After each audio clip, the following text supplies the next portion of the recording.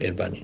Captain Amarinder Singh, ਕੁਝ ਹੀ ਦਿਨ ਪਹਿਲਾਂ ਤੱਕ ਤੁਸੀਂ ਪੂਰੀ ਕੋਸ਼ਿਸ਼ ਕਰ ਰਹੇ ਸੀਗੇ ਕਿ ਕਿਸੇ ਤਰੀਕੇ ਨਾਲ ਰੇਲ ਹੈਗਾ ਪੰਜਾਬ ਦਾ ਉਹਨੂੰ ਬਹਾਲ ਕੀਤਾ ਜਾਏ।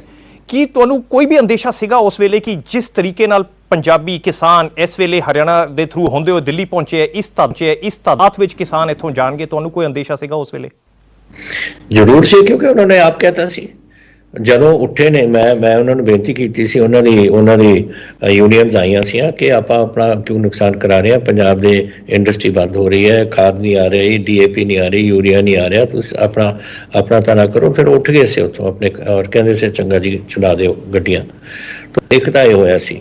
ਲੇਕਿਨ ਉਦੋਂ ਜਦੋਂ ਇਹਨਾਂ ਦੀ ਆਪਣੀ ਮੀਟਿੰਗ ਹੋਈ ਸੀ, ਉਹਨਾਂ ਨੇ ਕਿਹਾ ਸੀ ਕਿ 26 ਜਾਂ 27 ਕੁਛ ਇਹੋ ਜਿਹੇ ਡੇਟ ਦਿੱਤੇ ਸੀ ਕਿ ਅਸੀਂ ਦਿੱਲੀ ਚੱਲਾਂਗੇ। ਔਰ ਇਹ ਤਾਂ ਸਾਰੀ ਦੁਨੀਆ ਨੂੰ ਪਤਾ ਸੀ ਅੱਜ ਤੋਂ 10 ਦਿਨ ਪਹਿਲਾਂ ਕਿ ਉਹ ਦਿੱਲੀ ਜਾਣਗੇ। ਔਰ ਫਿਰ ਉਦੋਂ ਤਾਂ ਹੀ ਉਹਨਾਂ ਦਾ ਇਨਵੀਟੇਸ਼ਨ ਆ ਗਿਆ ਸੀ ਕਿ 3 ਦਸੰਬਰ ਨੂੰ ਅਸੀਂ ਤੁਹਾਨੂੰ ਮਿਲਾਂਗੇ। ਤਾਂ ਉਹਨਾਂ ਨੇ, ਜੋ ਮੈਂ ਸੁਣਦਾ ਰਿਹਾ ਟੈਲੀਵਿਜ਼ਨ, ਕਹਿ ਰਹੇ ਨੇ ਕਿ ਅਸੀਂ ਉੱਥੇ ਬੈਠਾਂਗੇ ਔਰ 3 ਤਰੀਕ ਨੂੰ ਅਸੀਂ ਗਵਰਨਮੈਂਟ ਨੂੰ ਮਿਲਾਂਗੇ। ਪਰ ਫਿਰ ਵੀ ਤੁਸੀਂ ਸੋਚਿਆ ਸੀਗਾ ਕਿ ਜਿਸ ਤਾਦਾਦ ਵਿੱਚ ਇੱਥੋਂ ਗਏ ਪੰਜਾਬ ਤੋਂ ਕਿਸਾਨ ਸਾਰੇ, ਕਿ ਇਸ ਤਾਦਾਦ ਵਿੱਚ ਜਾਣਗੇ, ਇਸ ਤਰੀਕੇ ਨਾਲ ਇਹ ਵੀ ਨਜ਼ਰ ਆ ਰਿਹਾ ਹੈ ਕਿ ਵੀ ਅੰਦੋਲਨ ਕਿੰਨਾ ਵੱਡਾ ਹੈ, ਕਿਸ ਤਰੀਕੇ ਨਾਲ ਕਿਸਾਨ ਇੱਥੋਂ ਗਏ? ਤੁਹਾਨੂੰ ਅੰਦੇਸ਼ਾ ਸੀਗਾ ਕਿ ਇੰਨੇ ਜ਼ਿਆਦਾ ਕਿਸਾਨ ਜਾਣਗੇ, ਜਾਂ ਇਹ ਸੀਗਾ ਕਿ ਕੁਝ ਜਾਣਗੇ, 1000 2000 ਚੱਲ ਜਾਣਗੇ? ਇਹ ਤਾਂ ਲੱਖਾਂ ਦੀ ਤਾਦਾਦ ਵਿੱਚ ਦਿੱਲੀ ਦੀ ਤਰਫ ਪਹੁੰਚ ਗਏ।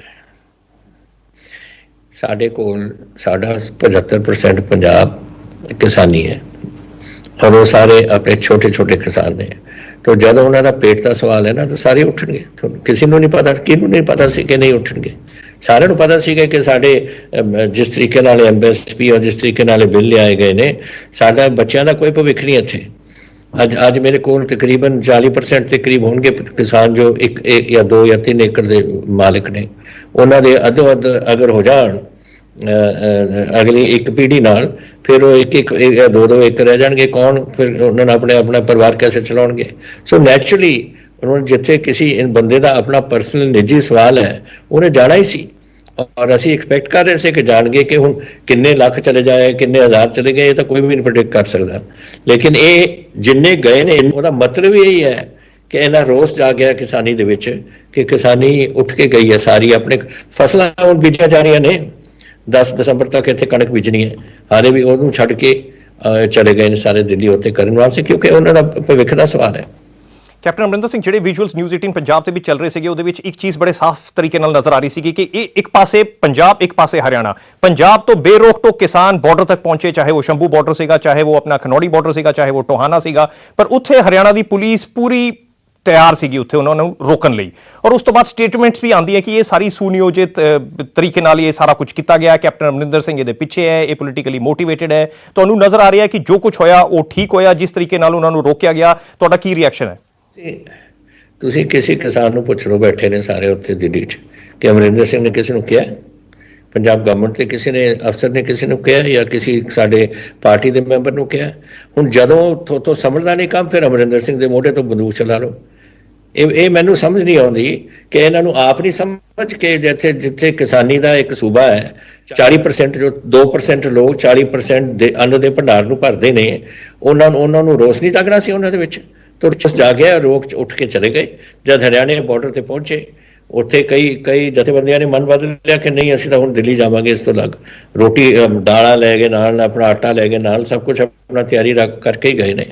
ਔਰ ਉੱਥੇ ਪਹੁੰਚ ਕੇ ਹੁਣ, ਔਰ ਜਦੋਂ ਮੈਨੂੰ ਇਹ ਨਹੀਂ ਸਮਝ ਆਈ, ਜਦੋਂ ਪੰਜਾਬ ਨੇ ਰੋਕਿਆ ਨਹੀਂ, ਜਦੋਂ ਦਿੱਲੀ ਨੇ ਕਿਹਾ ਕਿ ਤੁਸੀਂ ਉਰੇ ਆ ਕੇ ਬਹਿ ਜਾਓ, ਫਿਰ ਇਹ ਹਰਿਆਣੇ ਵਾਲਾ ਕੌਣ ਹੈ ਖੱਟਰ ਇਹਨਾਂ ਨੂੰ ਰੋਕਣ ਵਾਲਾ? ਵਿੱਚ ਤੁਸੀਂ ਉਹਨਾਂ ਨੂੰ ਸਵੇਰ ਦੇ ਵੇਲੇ ਤੋਂ ਰਾਤ ਤੱਕ ਆਪਣੇ ਵਾਟਰ ਕੈਨਨ ਚਲਾਏ, ਟੀਅਰ ਗੈਸ ਚਲਾਈ, ਤੁਸੀਂ ਕਿਤੇ ਡਾਂਗਾ ਮਾਰੀਆਂ ਉਹਨਾਂ ਨੂੰ। ਇਹ ਕੀ ਤਰੀਕਾ ਚਲਾਉਣ ਦਾ ਕੰਮ? ਇਹ ਕੋਈ ਤਰੀਕਾ ਚਲਾਉਣ ਦਾ? ਆਉਣ ਵਾਲਾ ਜਿਹੜਾ ਸਟੇਟ ਹੈ ਕਹਿੰਦਾ ਕਿ ਤੁਸੀਂ ਉਰੇ ਆ ਜਾਓ, ਦਿੱਲੀ ਵਾਲੇ ਇੰਡੀਆ ਨੇ ਕਿਹਾ ਤੁਸੀਂ ਆ ਜਾਓ, ਪੰਜਾਬ ਕਹਿੰਦਾ ਤੁਸੀਂ ਚਲੇ ਜਾਓ। ਆ ਵਿੱਚ ਵਿਚਾਲੇ ਆਪਣੀ ਟੰਗ ਕਿਉਂ ਫਸਾਈ ਬੈਠਾ ਹੈ? ਹਰਿਆਣਾ ਦੇ ਮੁੱਖ ਮੰਤਰੀ ਮਨੋਹਰ ਲਾਲ ਖੱਟਰ ਕਹਿੰਦੇ ਨੇ ਕਿ ਉਹਨਾਂ ਨੇ 2-3 ਵਾਰ ਕੋਸ਼ਿਸ਼ ਕੀਤੀ ਤੁਹਾਡੇ ਨਾਲ ਰਾਬਤਾ ਬਣਾਉਣ ਦੀ, ਤੁਹਾਡੇ ਨਾਲ ਗੱਲਬਾਤ ਕਰਨ ਦੀ, ਪਰ ਉਹ ਗੱਲਬਾਤ ਨਹੀਂ ਕਰ ਪਾਏ। ਨਾਲੇ ਉਹਨਾਂ ਨੇ ਇਹ ਵੀ ਕਿਹਾ ਕਿ ਸਿਰਫ ਇੱਕੋ ਹੀ ਜ਼ਰੀਆ ਇਸ ਸਾਰੇ ਮਸਲੇ ਦਾ ਹੱਲ ਲੱਭਣ ਲਈ, ਔਰ ਉਹ ਹੈ ਕਿ ਗੱਲਬਾਤ ਹੋਣੀ ਚਾਹੀਦੀ ਹੈ ਕੇਂਦਰ ਸਰਕਾਰ ਨਾਲ। ਤਾਂ ਪਰ ਹੁਣ ਉਸ ਤੋਂ ਬਾਅਦ ਟਵਿੱਟਰ ਤੇ ਵੀ ਤੁਸੀਂ ਕੁਝ ਕਿਹਾ, ਉਹਨਾਂ ਨੇ ਕੁਝ ਕਿਹਾ। ਹੁਣ ਗੱਲ ਇੱਧਰ ਤੱਕ ਆ ਗਈ ਹੈ ਕਿ ਤੁਸੀਂ ਕਹਿ ਰਹੇ ਹੋ ਕਿ ਤੁਸੀਂ ਬਿਲਕੁਲ ਹੁਣ ਮਨੋਹਰ ਲਾਲ ਖੱਟਰ ਜਿਹੜੇ ਮੁੱਖ ਮੰਤਰੀ ਹਰਿਆਣਾ ਦੇ, ਉਹਨਾਂ ਦੇ ਨਾਲ ਗੱਲ ਨਹੀਂ ਕਰੋਗੇ। ਇਹ ਗੁੱਸਾ ਕਿਉਂ ਕੈਪਟਨ ਸਾਹਿਬ? ਮੈਂ ਕਹਿੰਦਾ ਤੁਹਾਨੂੰ ਕਿਉਂ ਗੁੱਸਾ? ਇਹ ਪਹਿਲਾਂ ਝੂਠ ਬੋਲਿਆ ਕਿ ਮੇਰੇ ਨਾਲ 3 ਵਾਰ ਇਹ ਗੱਲ ਕਰਨ ਦੀ ਕੋਸ਼ਿਸ਼ ਕੀਤੀ, 1 ਵਾਰ ਵੀ ਮੈਨੂੰ ਕੋਈ ਸੁਨੇਹਾ ਨਹੀਂ ਆਇਆ। ਨੰਬਰ 1 ਜਦੋਂ ਮੈਨੂੰ ਹੋਮ ਮਿਨਿਸਟਰ ਦਾ ਮੈਸੇਜ ਆ ਸਕਦਾ ਸੀ ਔਰ ਮੈਂ ਉਹਨਾਂ ਨੂੰ ਦੁਬਾਰਾ ਇੱਧਰੋਂ ਟੈਲੀਫੋਨ ਕਰਕੇ ਗੱਲ ਕੀਤੀ ਤਾਂ ਉੱਥੇ ਕੀਤੀ, ਪ੍ਰਾਈਮ ਮਿਨਿਸਟਰ ਨਾਲ ਮੈਂ ਗੱਲ ਕੀਤੀ ਤਾਂ ਮੈਨੂੰ ਕੀ ਤਕਲੀਫ ਸੀ, ਮੈਂ ਖੱਟਰ ਨਾਲ ਵੀ ਗੱਲ ਕਰ ਲੈਂਦਾ। ਲੇਕਿਨ ਜਦੋਂ ਬੋਲਿਆ ਹੀ ਨਹੀਂ ਔਰ ਕਦੇ ਕਿਹਾ ਹੀ ਨਹੀਂ ਔਰ ਫਿਰ ਇਹ ਗੱਲ ਕਹਿੰਦਾ ਕਿ ਅਮਰਿੰਦਰ ਸਿੰਘ ਕਰਾ ਰਿਹਾ, ਅਮਰਿੰਦਰ ਸਿੰਘ ਦੇ 2 ਬੰਦੇ ਆਪਣੇ ਸੈਕਟਰੀਏਟ ਦੇ ਛੱਡੇ ਹੋਏ ਨੇ ਉੱਥੇ, ਸੈਕਟਰੀਏਟ ਵਾਲਿਆਂ ਨੂੰ ਮੈਂ ਛੱਡੂੰਗਾ ਉੱਥੇ, ਆਈਡੀ ਕਾਰਡ ਸੇ ਜੀ ਪੰਜਾਬ ਸਰਕਾਰ ਦੇ। ਇਹ ਪਤਾ ਨਹੀਂ ਕਿਧਰ ਖੱਟਰ ਦੀ ਸੋਚ ਹੈ, कैसे किस्म की गलत गल है कि अमरिंदर सिंह ये मगर है, अमरिंदर सिंह ने मेरा अंदोलन कराया गया, मैं सारा कुछ चला रहा और सारा पंजाब मेरे हाथ है, फिर तुम सारा वास्ते छुट्टी करके चले जाओ, असं आप ही सामभ लांगे पंजाब को। क्या मखौल बना रखी है, तुम झूठ बोलते रहने हो उनसे। ਤੇ ਹੁਣ ਜਦ ਤਾਂ ਹੀ ਮੈਂ ਕਿਹਾ ਕਿ ਮੈਂ ਇਸ ਖੱਟਰ ਨੂੰ ਇਹ ਹੁਣ ਆਪਣੇ ਆਪ ਨੂੰ ਆਪਣਾ ਸੂਬਾ ਸਾਂਭਿਆ ਨਹੀਂ ਜਾਂਦਾ, ਹੁਣ ਮੇਰੇ ਮੋਢੇ ਤੋਂ ਬੰਦੂਕ ਚਲਾਉਣੀ ਹੈ, ਹੁਣ ਮੈਂ ਇਹਦੇ ਨਾਲ ਗੱਲ ਹੀ ਨਹੀਂ ਕਰਨੀ ਇਸ ਬੰਦੇ ਨਾਲ। ਹਰਿਆਣਾ ਦੇ ਮੁੱਖ ਮੰਤਰੀ ਮਨੋਹਰ ਲਾਲ ਖੱਟਰ ਨੇ ਇਹ ਵੀ ਕਿਹਾ ਹੈ ਕਿ ਇੱਕ ਵੀ ਹਰਿਆਣਾ ਦਾ ਕਿਸਾਨ ਜਿਹੜਾ ਹੈਗਾ ਇਸ ਮੁਹਿੰਮ ਦੇ ਨਾਲ ਨਹੀਂ ਜੁੜਿਆ, ਇੱਕ ਵੀ ਕਿਸਾਨ ਜਿਹੜਾ ਹੈ ਹਰਿਆਣਾ ਤੋਂ ਉਹ ਦਿੱਲੀ ਤੋਂ ਨਹੀਂ ਗਿਆ। ਤੁਹਾਡਾ ਇਸ ਬਾਰੇ ਕੀ ਕਹਿਣਾ ਹੈ? ਆ ਲੋ ਉਹ ਇਹ ਕਹਿੰਦੇ ਕਿ ਮੂਵਮੈਂਟ ਸਿਰਫ ਪੰਜਾਬ ਦੀ ਹੈ। ਮੈਨੂੰ ਹੁਣੀ ਮੈਨੂੰ ਕਾਗਜ਼ ਆਇਆ ਕਿ 40,000 ਤੋਂ ਲੈ ਕੇ 50,000 ਬੰਦਾ ਹਰਿਆਣੇ ਦਾ ਇਹਦੇ ਵਿੱਚ ਹੈ ਸ਼ਾਮਲ, ਔਰ ਇਹ ਉਹਦਾ ਬੰਦਾ ਹੈ ਕੋਈ ਗੁਰਨਾਮ ਚਡੋਨੀ ਇਹਦੀ ਅਗਵਾਈ ਕਰ ਰਹੇ ਨੇ। This is what I have received. Captain ਸਾਹਿਬ, ਤੁਹਾਨੂੰ ਕੀ ਲੱਗਦਾ ਕਿ ਵਾਕਈ ਇਹ ਮੂਵਮੈਂਟ ਸਿਰਫ ਪੰਜਾਬ ਦੀ ਮੂਵਮੈਂਟ ਹੈ ਜਾਂ ਉਸ ਤੋਂ ਵੱਡੀ ਮੂਵਮੈਂਟ ਇਸ ਵੇਲੇ ਬਣੀ ਹੋਈ ਹੈ? ਇਹ ਫਿਰ ਹਰਿਆਣੇ ਵਾਲੇ ਕਿੱਥੇ ਪੰਜਾਬ ਦੇ ਨੇ, ਹਰਿਆਣੇ ਦੇ ਨੇ 40-50,000। ਇਹ ਉੱਥੋਂ ਹਰਿਆਣੇ ਤੋਂ ਗਏ ਨੇ। ਜਿਹੜਾ ਇਹ ਕਹੀ ਜਾਂਦਾ ਕਿ ਕੋਈ ਮੇਰਾ ਕਿਸਾਨ ਨਹੀਂ ਗਿਆ, ਤੈਨੂੰ ਆਪਣਾ ਸਟੇਟ ਦਾ ਤਾਂ ਪਤਾ ਨਹੀਂ ਕੁਛ, ਔਰ ਤੂੰ ਬੋਲੀ ਜਾਂਦੇ ਫਜ਼ੂਲ ਦੀਆਂ ਗੱਲਾਂ, ਔਰ ਮੇਰੇ ਤੇ ਲਾਈ ਜਾਂਦਾ ਕਿ ਮੈਂ ਅਮਰਿੰਦਰ ਸਿੰਘ ਕਰਾ ਰਿਹਾ ਸਭ ਕੁਛ। ਅਜੀਬ ਗੱਲ ਹੈ, ਮੈਂ ਤੇਰੇ ਹਰਿਆਣੇ 'ਚ ਮੈਂ ਕਰਾ ਰਿਹਾ, ਦੱਸ ਮੈਂ 40,000 50,000 ਬੰਦੇ ਮੈਂ ਉਠਾਏ ਨੇ ਤੇਰੇ ਹਰਿਆਣੇ 'ਚ ਕਿ ਤੁਸੀਂ ਜਾ ਕੇ ਉੱਥੇ ਸ਼ਾਮਲ ਹੋ, ਜਦ ਤੈਨੂੰ ਆਪਣਾ ਪਤਾ ਹੀ ਨਹੀਂ ਕਿ ਤੇਰੇ ਸਟੇਟ ਦੇ ਵਿੱਚ ਕੀ ਹੋ ਰਿਹਾ ਤੇ ਕੀ ਬੋਲੀ ਜਾਂਦੇ ਫਾਲਤੂ ਦੀ ਗੱਲਾਂ। ਕੈਪਟਨ ਸਾਹਿਬ, ਬੀਜੇਪੀ ਦੀ ਤਰਫ ਤੋਂ ਸਿਰਫ ਇੱਕੋ ਹੀ ਸਟੇਟਮੈਂਟ ਆ ਰਹੀ ਹੈ ਕਿ ਸਾਰਾ ਮੁੱਦਾ ਕੀ ਹੈ, ਮੁੱਦਾ ਐਮਐਸਪੀ ਦਾ ਹੈ। ਐਮਐਸਪੀ ਅਸੀਂ ਅਸ਼ੋਰੈਂਸ ਦੇਤੀ ਕਿ ਐਮਐਸਪੀ ਸੀਗੀ, ਐਮਐਸਪੀ ਹੈਗੀ ਹੈ, ਐਮਐਸਪੀ ਰਹੇਗੀ, ਤਾਂ ਫਿਰ ਇਹ ਸਾਰਾ ਮੁੱਦਾ ਕਿਉਂ, ਕਿਸਾਨ ਕਿਉਂ ਇੰਨੇ ਨਾਰਾਜ਼ ਹੋਏ ਆ ਕਿ ਸਾਨੂੰ ਇੱਕ ਅਸ਼ੋਰੈਂਸ ਗਾਰੰਟੀਡ ਚਾਹੀਦੀ? ਉਹ ਇਹ ਕਹਿੰਦੇ ਕਿ ਜਦ ਤੱਕ ਅਸੀਂ ਹੈਗੇ ਇਹ ਮਿਲੇਗੀ। ਓਪੋਜੀਸ਼ਨ ਦੂਜੇ ਪਾਸੇ ਕਹਿ ਰਹੀ ਹੈ ਕਿ ਅਸੀਂ ਵੀ ਅਸ਼ੋਰ ਕਰਾਂਗੇ। ਤਾਂ ਇਹ ਪ੍ਰੋਬਲਮ ਕਿੱਥੇ ਆ ਰਹੀ ਹੈ ਕਿ ਇਹ ਕਾਨੂੰਨੀ ਤੌਰ ਤੇ ਸਾਨੂੰ ਆਸ਼ਵਾਸਨ ਦਿੱਤਾ ਜਾਏ ਕਿ ਐਮਐਸਪੀ ਸਾਨੂੰ ਮਿਲਦੀ ਰਹੇਗੀ, ਜਦ ਕਿ ਬੀਜੇਪੀ ਕਹਿ ਰਹੀ ਹੈ, ਨਰਿੰਦਰ ਤੋਮਰ ਖੁਦ ਕਹਿ ਰਹੇ ਨੇ ਕਿ ਇਹ ਮਿਲਦੀ ਰਹੇਗੀ। ਬਈ ਜਦੋਂ ਤਾਈਂ ਉਹ ਨਹੀਂ ਮਿਲਦੀ ਰਹੂਗੀ ਨਾ, ਕਿਉਂਕਿ ਕਮਿਟਮੈਂਟ ਉਹਨਾਂ ਦੀ ਹੈ as a party, as a government. Mister Tomar ਤਾਂ ਉਦੋਂ ਤਾਈਂ ਹੋਣਗੇ ਜਦ ਤਾਈਂ ਉਹ ਐਗਰੀਕਲਚਰ ਮਿਨਿਸਟਰ ਔਰ ਉਹਨਾਂ ਦੀ ਗਵਰਨਮੈਂਟ ਹੋਏਗੀ। ਅਗਰ ਗਵਰਨਮੈਂਟ ਬਦਲ ਜਾਏ ਫਿਰ ਕਾਂਗਰਸ ਗਵਰਨਮੈਂਟ ਨਹੀਂ ਆਉਂਦੀ, ਬੀਜੇਪੀ ਦੀ ਗਵਰਨਮੈਂਟ ਨਹੀਂ ਆਉਂਦੀ, ਫਿਰ ਆਊਗੀ ਕੌਣ? ਕੋਈ ਹੋਰ ਪਾਰਟੀ ਦੀ ਗਵਰਨਮੈਂਟ ਆਊ। ਮੈਂ ਉਹਨਾਂ ਦੀ ਗੱਲ ਕਰ ਰਿਹਾ ਕਿਉਂਕਿ ਕਾਂਗਰਸ ਪਾਰਟੀ ਨੇ ਤਾਂ ਕਮਿਟਮੈਂਟ ਕੀਤੀ ਹੈ ਕਿ ਅਸੀਂ ਤਾਂ ਇਹ ਬਿਲਕੁਲ ਉੱਥੇ ਰੱਖਾਂਗੇ। ਜਿਹੜੀ ਨਵੀਂ ਗਵਰਨਮੈਂਟ ਆਊਗੀ ਉਹ ਨਾ ਕਰੇ ਫਿਰ ਕਿਸਾਨ ਦਾ ਹੀ ਨੁਕਸਾਨ ਹੈ ਨਾ। ਤਾਂ ਤੁਹਾਨੂੰ ਕੀ ਤਕਲੀਫ ਹੈ ਕਿ ਤੁਸੀਂ ਨੈਸ਼ਨਲ ਜਿਹੜਾ ਫੂਡ ਸਿਕਿਉਰਿਟੀ ਐਕਟ ਹੈ ਜਾਂ ਕਿਸੇ ਐਕਟ ਨੂੰ ਤੁਸੀਂ ਬਦਲ ਕੇ ਉਹਦੇ ਵਿੱਚ ਪਾ ਦਿਓ ਕਿ it is a state guarantee, it's a national guarantee ਕਿ ਇਹ ਚੱਲਦੀ ਰਹੇਗੀ। It is not our commitment, it is a commitment of the constitution. ਤੁਸੀਂ ਇੱਕ ਮਿੰਟ ਤੁਸੀਂ ਉਹਦੇ ਪਾ ਦਿਓ, ਉਹਦੇ ਪਾਉਣ ਦਾ ਕੀ ਤਕਲੀਫ ਹੈ? ਮੈਨੂੰ ਤਾਂ ਇਹ ਨਹੀਂ ਸਮਝ ਆਉਂਦੀ। ਔਰ ਇਹ ਹੀ ਕਿਸਾਨ ਚਾਹੁੰਦੇ ਨੇ ਕਿ ਅਸੀਂ ਗਾਰੰਟੀ ਲੈਣਾ ਚਾਹੁੰਦੇ ਹਾਂ ਕਿ ਐਮਐਸਪੀ ਸਦਾ ਵਾਸਤੇ ਰਹੇਗੀ, ਨੰਬਰ 1। ਨੰਬਰ 2 ਕਿ ਸਾਡਾ ਮੰਡੀ ਸਿਸਟਮ ਨਾ ਤੋੜੋ ਤੁਸੀਂ, ਸਾਡਾ ਆੜਤੀਆ ਔਰ ਸਾਡਾ ਜਿਹੜਾ ਰਿਸ਼ਤਾ ਹੈ ਉਹਨੂੰ ਨਾ ਤੁਸੀਂ ਤੋੜੋ, ਉਹਨੂੰ ਚੱਲਣ ਦਿਓ। ਆਹੀ ਤਾਂ ਹੋਰ ਮੰਗਦੇ, ਹੋਰ ਕੀ ਮੰਗਦੇ ਨੇ ਵਿਚਾਰੇ ਕਿਸਾਨ, ਕਿਉਂਕਿ ਇਹਨਾਂ ਦਾ ਰਿਸ਼ਤਾ ਹੈ। ਅੱਜ ਕਿਸਾਨ, ਅਗਰ ਤੁਸੀਂ ਕਿਸਾਨ ਹੋ, ਤੁਹਾਨੂੰ ਰਾਤ ਤੁਹਾਡੇ 1 ਏਕੜ ਦੀ ਜ਼ਮੀਨ ਹੈ, ਤੁਹਾਨੂੰ ਰਾਤ ਨੂੰ ਤੁਹਾਡੀ ਬੇਟੀ ਬਿਮਾਰ ਹੋ ਜਾਂਦੀ ਹੈ, ਤੁਸੀਂ ਆਪਣੇ ਆੜਤੀਏ ਕੋਲ ਕਿੱਥੋਂ ਲਿਆਓਗੇ ਪੈਸੇ? ਤੁਹਾਡੇ ਕੋਲ ਹੈ ਨਹੀਂ ਘਰ 'ਚ। ਤੁਸੀਂ ਜਾਓਗੇ ਆੜਤੀਏ ਕੋਲ, ਉਹਨੂੰ ਖਟਖਟਾਓਗੇ, ਉਹਨਾਂ ਨੂੰ ਕਹੋਗੇ ਭਾਈ ਮੇਰੀ ਬੇਟੀ ਬਿਮਾਰ, ਮੈਂ ਹਸਪਤਾਲ ਜਾਣਾ, ਉਹਨੇ 2,000-3,000 ਜਿੰਨਾ ਚਾਹੀਦਾ ਦੇ ਦਿੰਦਾ। ਹੁਣ ਕੈਸੇ ਕਰੋਗੇ? If it is purely corporate houses, ਕਿਹਦੇ ਕੋਲ ਜਾਣਗੇ ਲੈਣ ਨੂੰ ਇਸ ਕੰਮ? ਕੋਈ ਨਹੀਂ ਕਹਿ ਰਿਹਾ ਕਿ ਕੋਈ ਹੋਰ ਬਾਹਰਲਾ ਨਾ ਖਰੀਦੇ। ਅੱਜ ITC ਆਲੂ ਖਰੀਦ ਰਹੀ ਹੈ, ਪੈਪਸੀ ਕੋਲਾ ਦਾ ਇੱਥੇ ਪਲਾਂਟ ਹੈ, ਫੂਡ ਪਲਾਂਟ, ਉਹ ਖਰੀਦ ਰਹੇ ਨੇ। ਸਾਡੇ ਜਿਹੜੇ ਕਿਨੋ ਨੇ ਜਾ ਰਹੇ, ਮਦਰਾਸ ਕੋਈ ਖਰੀਦ ਕੇ ਲੈ ਜਾ ਰਿਹਾ। ਕੋਈ ਨਹੀਂ ਕਹਿ ਰਿਹਾ ਬਾਹਰ ਨੇ ਨਾ ਖਰੀਦੋ, ਲੇਕਿਨ ਜਿਹੜਾ 100 ਸਾਲ ਤੋਂ ਸਿਸਟਮ ਆੜਤੀ ਔਰ ਕਿਸਾਨ ਦਾ ਚੱਲ ਰਿਹਾ, ਇਹਨੂੰ ਕਿਉਂ ਤੋੜ ਰਹੇ ਹੋ ਤੁਸੀਂ?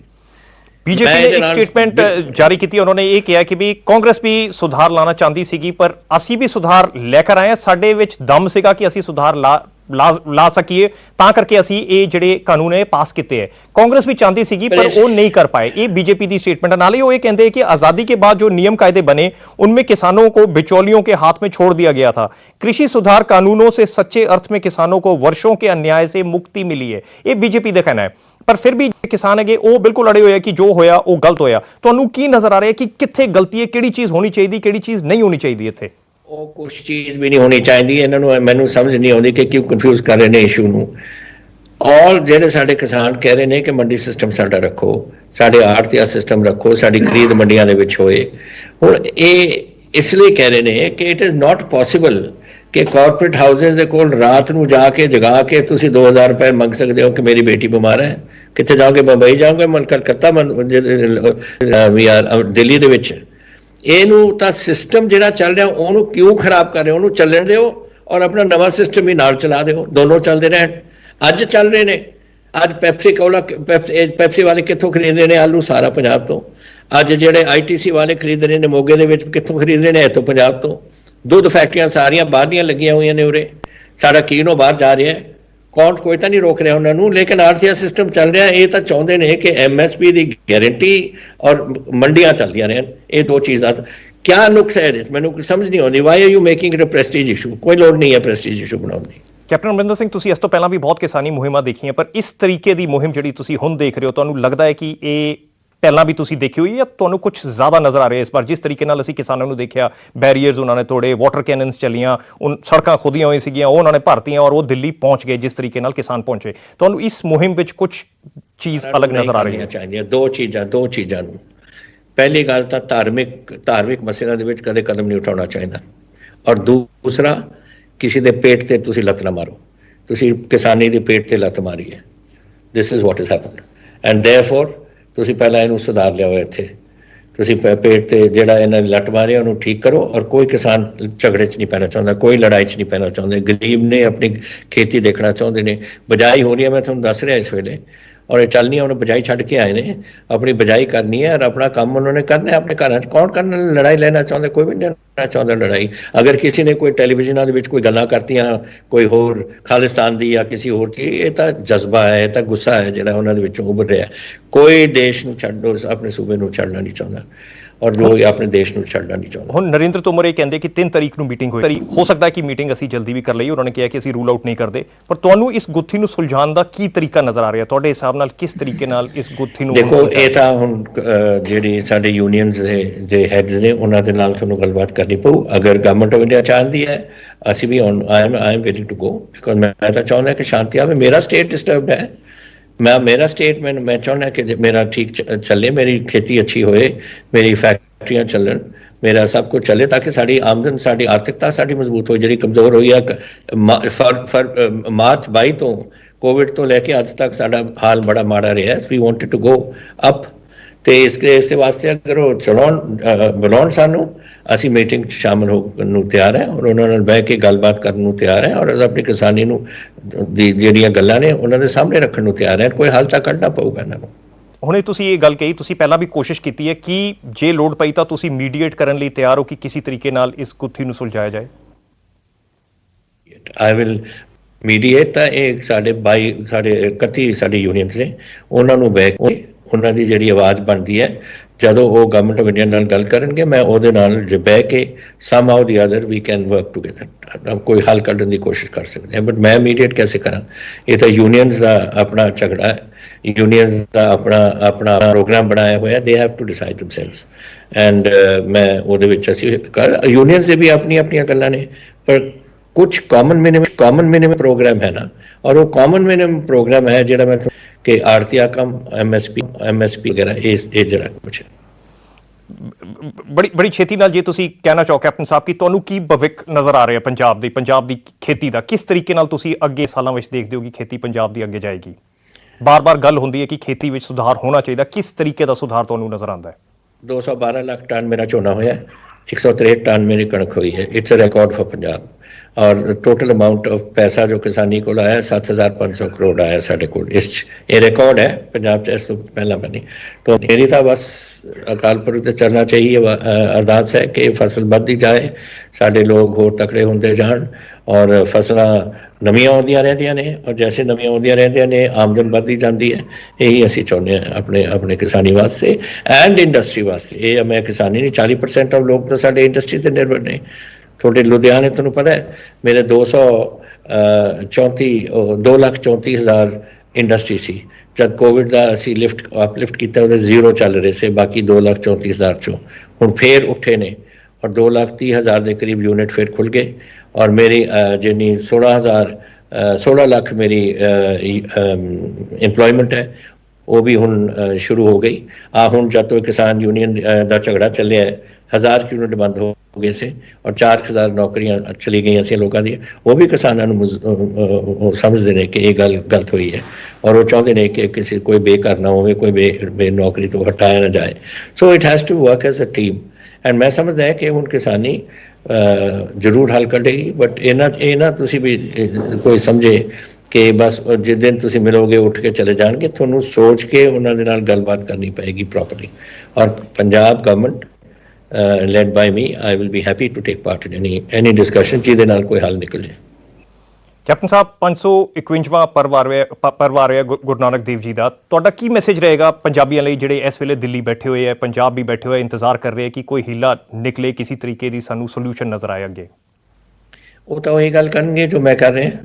ਇਹ ਜੋ ਮੈਂ ਤੁਹਾਨੂੰ ਦੱਸਿਆ ਅੱਜ, ਇਹ ਸਾਰੇ ਕਿਸਾਨਾਂ ਦੇ ਮਨ ਦੇ ਵਿੱਚ ਆਹੀ ਗੱਲਾਂ ਨੇ। ਬਸ ਆਪਣੇ ਆਪ ਨੂੰ ਜਿਹੜਾ ਧਿਆਨ ਰੱਖਣ।